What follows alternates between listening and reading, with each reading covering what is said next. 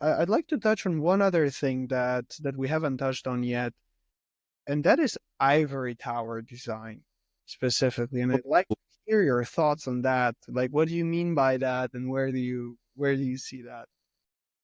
Thanks for that, man. I forgot that I wrote about that. Yeah, yeah, yeah. Nice.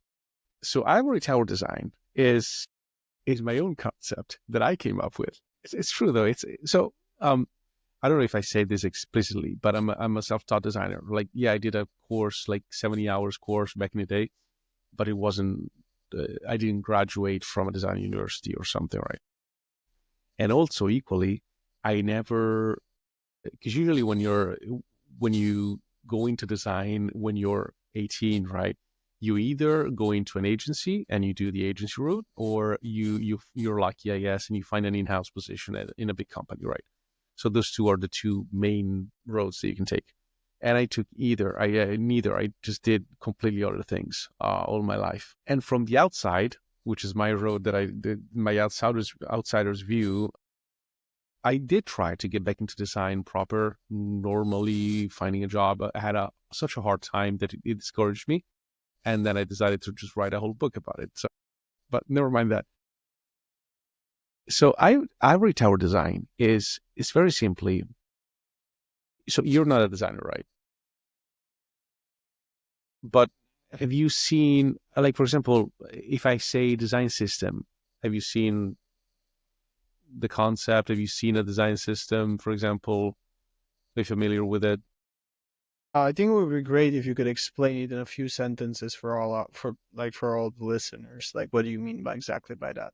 I think it's pretty simple to explain. It's, let's say that you have an app or a website and you've got buttons and like menu items, and let's say a menu item has two states, so it can be the page that you're on and it's like black, and if it's not the current page, it's like gray or yellow, so you can see that it's not the current page, right? So you have these two buttons. So if you are making a site for a startup and it's a small client, you're just going to make black text and gray text and that's it, right? But if you're making the website for a huge, like Microsoft website, right? There are going to be teams and teams of people working on the same.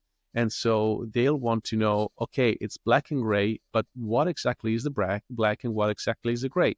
Because maybe the engineering team is going to have a turnover, is going to be new people, and design team is going to change completely. And they will want to be able to continue the work, to pick up when the previous team left off without having to chase that person and find the specific hue of gray. This is an oversimplification, but you get what I mean, right? So a design system is basically just a guide that where they say, current page is black 000 and gray is BA, this specific gray. And then they do this for everything, and they say this is the pill, and these are the margins, and these are the exact rounded corner radius of the buttons, and they just do the guide. But it's not a stupid thing to do, right? It makes sense. So you have consistency across the design, and it looks good, and also it makes sense. It's a very good principle to design in a way that if you died tomorrow, somebody could step in. It makes sense, to give you a practical example, Rish Naynor is a big company. Well, they're still youngish, but they raised a lot of money. It's a big company, right? So if tomorrow I was not available, even if I didn't die, it would be good for them to have a small design system that that would let somebody else step in. So design systems and stuff like this per se are not a bad thing. The problem is that on average, huge company, not like Naynor, but like Microsoft and Coinbase and Facebook, on average, they have way more people than they need working on any given thing. And design is one of these things.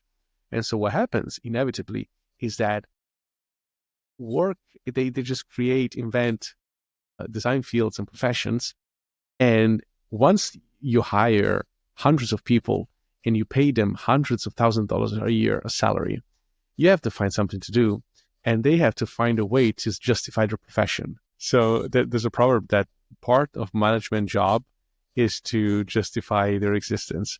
And unfortunately, there is such thing as a design management professional. So, this over time, because it's been a while that we had company like Microsoft and stuff, it's developed into what I call Ivory Tower Design. It just means that they worry about a lot of not really important things that then with their perceived, and they also usually have a lot of a big platform because if you work at Microsoft, maybe they do a webinar and the company advertises the whole thing on LinkedIn, and you're an 18-year-old guy or girl and sees this as like, oh, I have to learn that stuff because otherwise I'll never become a designer, and you go down that rabbit hole, and you're the first thing you're learning is to make this stuff that is never, ever, ever going to be relevant to you. Because even if you do end up working in Microsoft, you're going to be junior. So you're going to do that tiny thing. And the design system is always going to be this like amorphous blob that you're never going to touch. This is probably a sensitive topic. I do think that on the whole, it's not talked about enough. You know what? I'll say something. Obviously, I'm not going to name names, but before I went on Forecaster, I was a bit lost in what directions to take in design, and I had this mentorship call. I can't remember who with or the platform, but it was some designer who worked for a long time in like Facebook or some other company, and then I showed my portfolio, which back then wasn't that much, I admit. And she told me two things. One was, oh, it's obvious you don't have that much of a skill because I can see that. And I'm like, all right, I'll take it at face value. Like your presentation skills aren't that much. And I'm like, who cares? And they said, you know what these guys do? They said, she said, you know what these people do in these big companies? If you want to work in these companies, they make presentations and then they stand up and she literally said, they sound really smart. This is literally what she said. So basically, she said, if you don't work in companies like this, you have to, first of all, make stuff that looks, when you say complex words in a meeting and you look smart because you know the word, she did the equivalent of that example in design. So it doesn't really matter if you solve problems or if you solve problems in a creative way, as long as you have this neat presentation with a lot of white space around it and all the titles in the right place. She's like, this is what matters. You want to get a design job. I'm like, I don't want to get the design job. You keep the design job.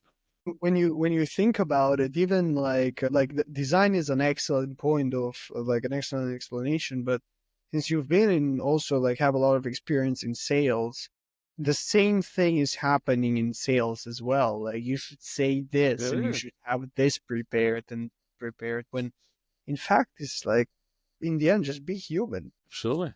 Just be yourself. Like you don't need all these things. And I think it's an excellent point that you brought up though. It carries over to so many industries. But being a human being is not as easy as it sounds. Because one thing over there when you mentioned the concept of Ivory Tower Design and that it really usually happens in bigger companies, like what are some things that maybe blockchain and Web3 companies, especially because it's a much smaller industry, should pay attention to not to get in that loop of really killing creativity in some ways and not even focusing on what matters? unfortunately, so on average, I think the risk isn't that high because the people, like look at Dan Romero, right? Or the whole Merkle team, it's a spin-off of Coinbase, and they have really good best practices, but they also know what's important in startups. So you're never going to find them focusing on the wrong things, right? Because they just don't have time, especially since they have to ship new breaking things every Friday. But never mind that. The problem is that unfortunately, when you as a manager or as a founder are coming from that kind of culture, it's hard to break out. So like I've seen a few big names in Forecaster that have hired, we're looking for a designer, right? And obviously me with the design subscription, I don't work full time. It's a service offers. I'm a contractor basically, right? But if you tell me no, I absolutely need like a full time employed person, it's your choice. But unfortunately, it's not a fit, right? But I could see from the way they having wanting somebody full time is fine. Maybe you want somebody who's there, day in, day out, and it's a different choice. It makes sense in some cases. But I could see from the way that they described the job description that they wanted the corporate person. They wanted the even just the fact, to be honest with you, that they're looking for like a specifically worded senior product designer or something, and the startup is like a year and a half old. I, I'm not going to go as far as say that you're not going to make it, because maybe they are going to make it, but the approach, like you're sorting bloated. It's I don't know. I can't think. The closest thing I can think of right now is trying to park an SUV. It's like big, but you know, like you live in a city, you want a smaller car. That's what I mean. Like once you have the SUV, you gotta park the SUV. It's like huge. And so once you have the senior product designer, she's gonna come in with all the the PowerPoint presentation with the little boop, and you're gonna have to sit through and go like, oh, it's interesting. Oh yeah, let's go over the user personas once again. And in the meantime, somebody like me has made 17 iterations of the flow. But it's choices. That's an excellent point. Though, like you said, like you can even notice it in the small things. And the thing is, a lot of startups should watch out on that, because in the end, it might come out as completely the worst use of resources of a startup at some points, You focusing on know, vanity metrics and vanity things compared to what really makes a difference. vanity metrics are a danger, obviously, but that's up to the founder to know what's important. But since we're talking about design and we're talking about the perception and it's immediately visible, right? There's another danger, which is actually coming across wrong. So, I told you that I was in sales for a while. I actually left school when I was 16. And one of my first jobs was selling LED lights back when they were just becoming like big, right? And so what I would do is I would go into any shop and had like this like mental formula of counting the lights and say, hey, if you switch over to LED, you could save this much every month in electricity bill. And I was 16. I had this like gray suit. I looked like the Wolf of Wall Street, and a red tie. I was just, and the suit was like too big. It wasn't like too wrong, but it was a tad wrong, a little bit. And the tie was like too bright. Everything was too much, right? And this guy, this is like Rome, people dressed informally. I just stood out like a sore thumb, right? And I always remember this guy, the owner of the restaurant. He looked at me and he said, "You look like you want to sell me insurance. I don't need insurance." I'm like, lose the tie, got it. So like, if you're too corporate, you're gonna look like me, the guy with the tie. Imagine you're coming into a restaurant in a place where everybody's convivial and informal, which is Farcaster, and then the guy comes in with the tie. Go away. Yeah, it's like not even the best way to stand out. you know. So, but if that's the only if those are the only clothes he knows and he wears, then you're out of luck. Yeah, there's some adaptation needed, especially from people transitioning into Web3 that have like a lot of years of experience in other spheres.